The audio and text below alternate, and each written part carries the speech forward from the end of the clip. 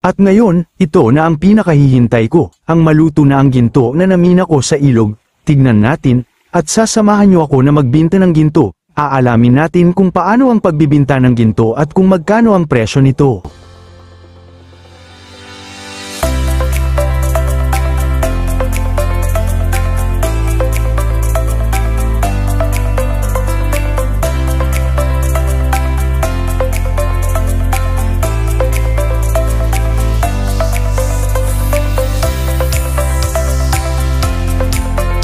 Paulit-ulit natin tinitimbang pero ganun pa rin.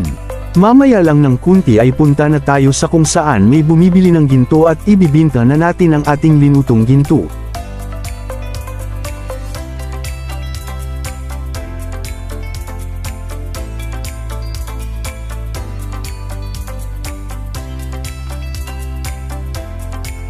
Ito naman ang gamit namin sa pagluto ng ginto.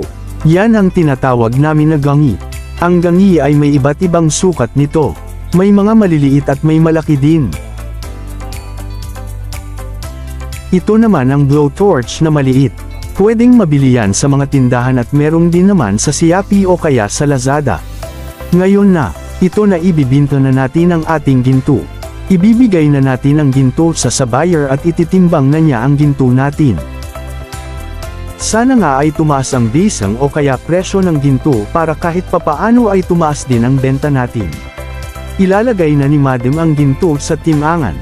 Ayan, hindi pa rin nagbago ang timbang. Ganun pa rin sa unang timbang. 13 peren parihas lang. Sunod naman natin tignan ang timbang niya na nakalublob sa tubig. Diyan naman ang basihan para makuha natin ang SPO kaya Specific Gravity SG na tinatawag. Ang basihan na yan ay siya ang ginagamit kung paano makuha at mapuwento kung magkano ang presyo ng 1 gramo na ginto.